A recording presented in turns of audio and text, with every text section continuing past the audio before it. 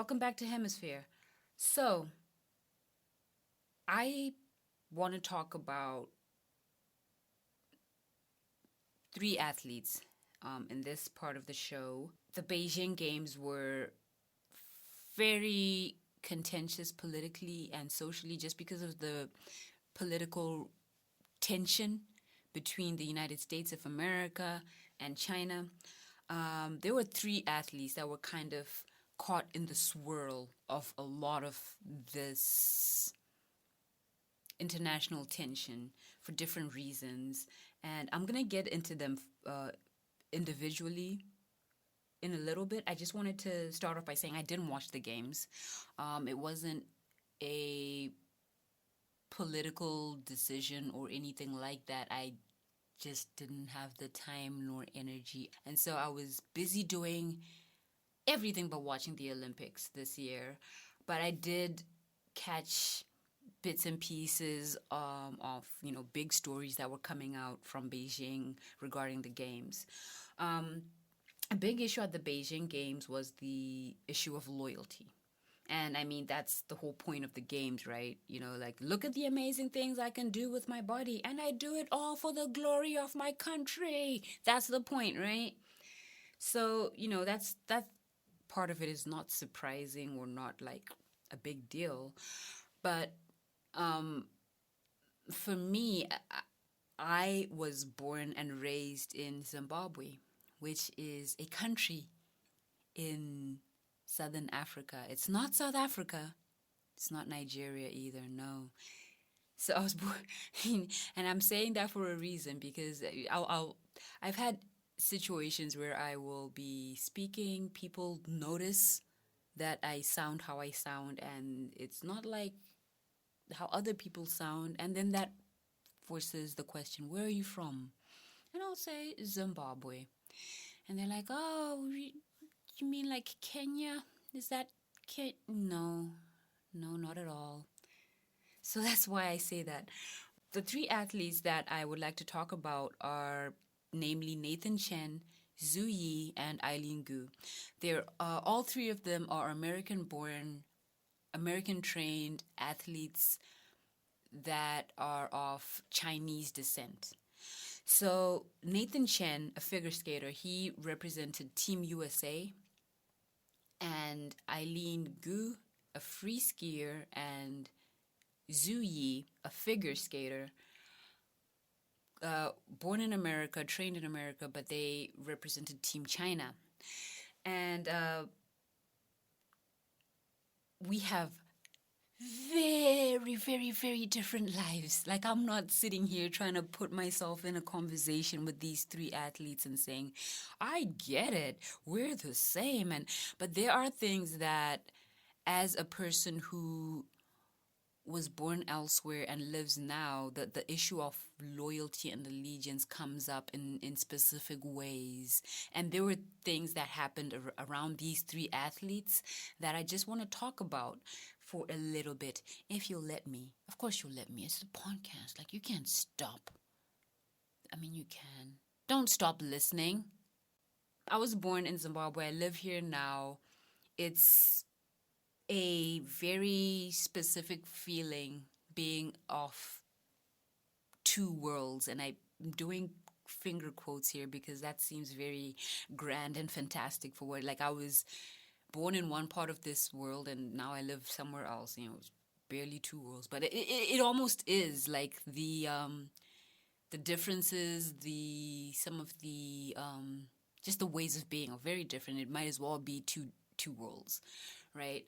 And that was partly one of the reasons why I named the podcast Hemisphere, because I've experienced life in the Northern Hemisphere and the Southern Hemisphere, and I just exist with that dynamic. And Nathan Chen, Eileen Gu, and Zhu Yi have that in their own specific ways. So Nathan Chen, I'll start with him. So Nathan Chen, like I said, is an American-born, American-trained figure skater. He represented Team USA in these games that just passed, and he won gold at the games. Congratulations, Nathan! You did that. He's of Chinese descent. And he was called a traitor on Weibo. Weibo? My God, butchering your language. I am so sorry, China. But this is basically like Chinese Twitter, the equivalent of Twitter for China. And the reason he was called a traitor is because he appeared to have backed up comments made by another American figure skater about China's human rights violations against the Uyghur minority. That's just nationalism at its worst. You know, Chen didn't himself say anything about the human rights violations, and it wouldn't have been a bad thing if he had, like, human rights violations.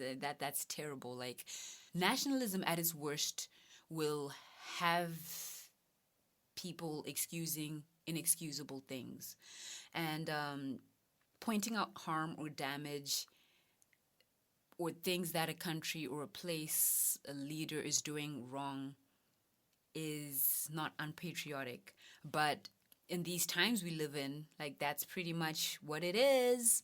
You know, he was basically told to get out of China. I'm like, he can't, he's competing. But he was told to get out of China. Sounds familiar, you know. You get told to leave if you don't like what's going on, which is never ever the right thing to do. But Nathan Chen was also called too white. He was accused of acting too white. He, by his own admission, his Mandarin is not great, and that was something that definitely didn't win him any fans when he was over in China competing. And that accusation of acting too white is something that I feel like a lot of I don't want to say just migrants or immigrants, but like, just if you've ever lived a life where you straddle two realities, or you walk in two worlds, you exist in two worlds, you might have come across this. Like, if you can't speak the language, if you can't understand it, your authenticity, your legitimacy as a Zimbabwean or as an African, it's suspect. Like, you might get looked at sideways. You're gonna have to do some extraordinary things to win over the people. I speak the native language spoken in my country, and but even the way I speak it, I'm fluent. I speak it fine.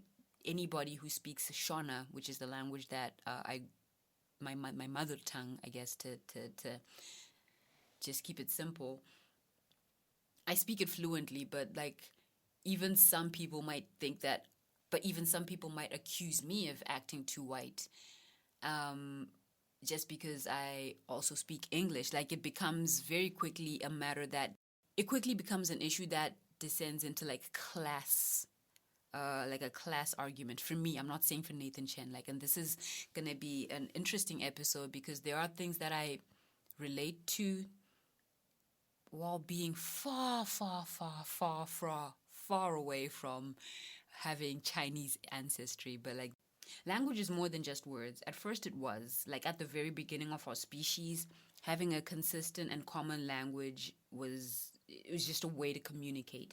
The world grew, and humans from all parts of the world started traveling and coming together. And in these often hostile interactions, opinions and strong feelings grew around language. Language then became a sign of belonging. In a world with people of all colors and creeds, language became more than just a way to communicate. It becomes a powerful bond. And if you can't participate, if you can't communicate, if you can't be understood, that's, people are often like suspicious of that. It's like, you look like us, but you can't speak like us. You are not like us. And I don't know, like, Nathan Chen didn't seem too bothered by it from the reporting I saw. A lot of the anger and disgust on Weibo, and as far as I know, Chen doesn't have a Weibo account. nor has he brushed up on his Mandarin, so he can somehow read for himself the horrible things that people are saying or were saying about him. So I think he'll be fine. But those are familiar dynamics. I haven't always faced them, but I'm familiar with them from seeing other people encounter them. Zhu Yi, an American-born, American-trained figure skater, and she competed for China. She did not medal at the games. Unfortunately, she fell in two events, and it was very unpleasant for her. Before the games, to be fair, and during, and I would hope that the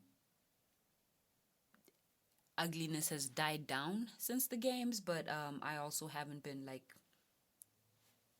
following up and checking on Zhu Yi to see how's your mental. I hope she's well. Zhu Yi trained in the USA and was picked to represent China in a sport where there is historically stiff competition. According to the Olympics website, the very Olympics themselves, China's third most medals in the Winter Games have come from figure skating. So they can count on some medals in figure skating because they got squads. China puts out squads. And Zhu Yi found herself on this team, and it upset a lot of people in China because they felt like she got on the team because of favoritism, like her dad's a powerful scientist, well-known, renowned scientist, and that's how she got on the team. And some people say, well, it's the corrupt sporting agencies or the sporting board that gave her a spot, over a more deserving Chinese trained athlete. I can't confirm or deny any of these things. Again, the People's Republic of China would not let me see why and how they let Zhu Yi on the team. But never mind. Like Nathan, Zhu Yi's Mandarin wasn't great, but unlike Nathan, Zhu Yi had chosen to represent China. She was accused of being not Chinese enough. So it was like going over to the cool kids table and getting the "you can't sit with us, you're not one of us" vibes. Whereas Nathan was maybe in the eyes of some a lost cause already because he represented Team USA. But in Zhu Yi's case, it's like, I want to represent China. I am Chinese, but the public is like, no. And it kind of, and she got it from both sides, Zhu Yi did, because she caught heat from both sides. Because in America, her decision to represent China had people upset. Some people were like, well, it's you're born in America, you train in America, you use up American resources. I don't know what people meant by that. People were upset with her. They felt like, you owe it to America, damn it, Zhu Yi. And in China, she was called a disgrace for her Olympic struggles. Like her falling, that wasn't pinned on nerves, on degree of difficulty of the moves. She was like, it was because she's American trash. My heart breaks for Zhu Yi, and I hope she's doing all right in the weeks after now and just going forward. And it brought me to this conclusion for her specifically. Like, if your citizenship, your authenticity isn't vouched for by others in your group, do you still belong? Like, does it matter that you're saying, I am this thing, if everyone else is saying, you're not? Y'all can write in and tell me how you feel about that. And you really can write in, because there is now a show email to contact the show. I say the show, but it's me. Like I said, I'm running this. So email the show. Email me. Okay? You're going to be emailing me. I'm going to get that shit. And information is in the show notes again. And last but not least, Eileen Gu. American-born, American-trained female athlete. She represented China in the free ski event.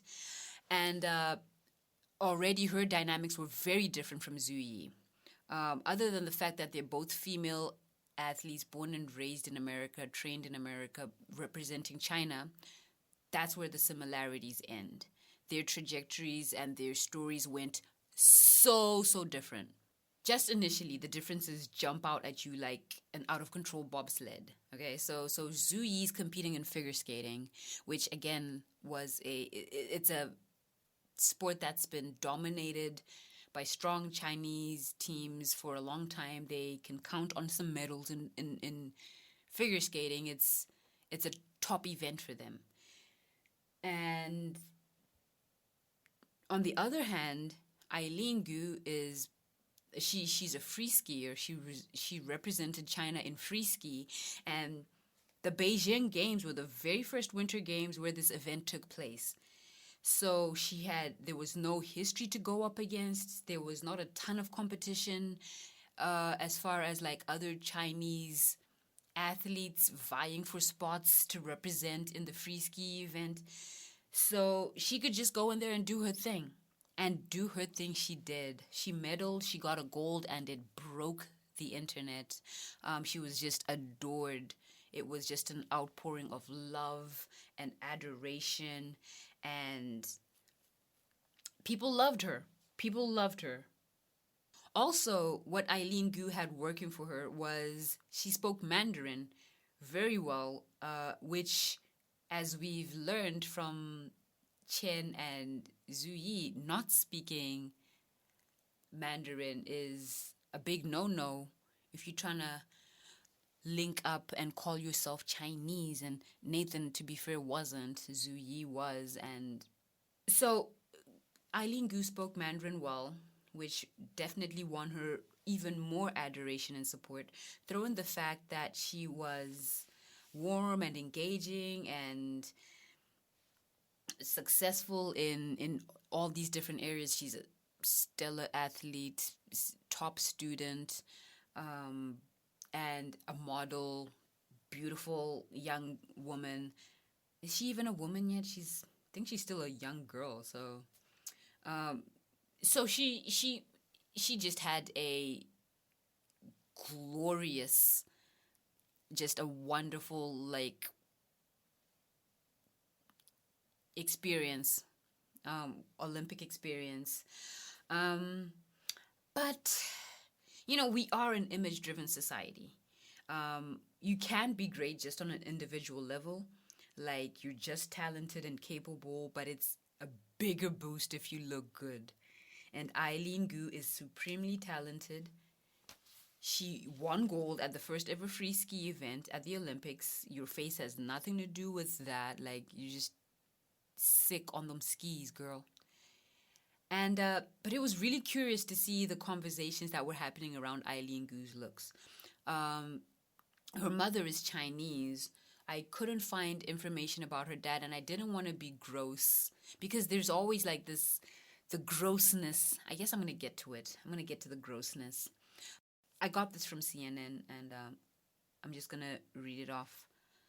As an influencer, Gu is admired for her fashion choices and what many Chinese social media users call her biracial beauty. On Xiao Hongshu, my God, I hope I said that somewhat okay. On Xiao Hongshu, twice for good measure, China's version of Instagram, beauty influencers rush to upload makeup tutorials on how to mimic Gu's biracial looks. Good old creepiness towards mixed race people. There you go. I mean, there's nothing wrong with admiring someone or their features, seeing beauty in this face or that face or any face, in all faces. It's fine. It's beautiful. But when you pair this admiration with pre-existing harmful attitudes on beauty, it gets tricky, you know? Like, some people will definitely engage in potentially dangerous procedures to achieve a certain look. And at that point, you know that things have gone too far. Is Eileen Gu to blame for this? Is she at fault for looking how she looks? No. Curiously, Gu's not been accused of acting too white or not being Chinese enough, despite her mixed heritage. And I'm not suggesting she should be subjected to these things. I'm merely saying belonging is subjective and open to interpretation. The rules around some of these things shift like the seasons. Gu is Chinese not only because of ancestral heritage and her choice to represent China. Apparently, and seemingly more importantly, Gu is Chinese because China embraced her. And maybe that's the tea. You can feel it, you can proclaim it, but if the rest of the tribe doesn't claim you back, is your belonging still valid? To kind of personalize it, I am a Black Zimbabwean lesbian living in the United States of America. There's certain parts of that, of those identifying things that make me not quite appreciated in different places. So I definitely know that the gay part of me, a lot of people in Zimbabwe aren't fans. And we will do a whole other episode for that. We do not have the time to cover homophobia in Zimbabwe and in Africa on today's installment, but we will get to that. But some people will look at that and say, no Zimbabwean. No Zimbabwean can be queer. No Zimbabwean dykes. It's not a thing. And so my belonging is questioned in that sense. On the other side, me being Black and being an immigrant, there's some Americans who will look at me and be like, Are you though? Not all Americans are created equally, or at least seen and treated equally. So I don't know. It's a really complicated issue. The issue of belonging, the issue of being a part of. And I guess to sum it up for this episode is all the best to Nathan Chen, Zhu Yi, Eileen Gu. I don't have strong feelings towards either one of them of hatred or feeling like you should have done this or you shouldn't have represented that. Who am I to speak to how anyone should embrace the particulars of their life, So I just, wow, what an Olympics. Didn't watch them, but they were jam-packed with stuff. And that is all I have time for today. The episode is running rather long, but I would want to leave you with one more thing. So, here we are. I have a little funny for you. I hope you find it funny. So, what do you call a lover that only gives hickeys? A necromancer. That's my time. Thank you so much. Thank you for listening to Hemisphere. I'm Farai Gutora. Check you out next time.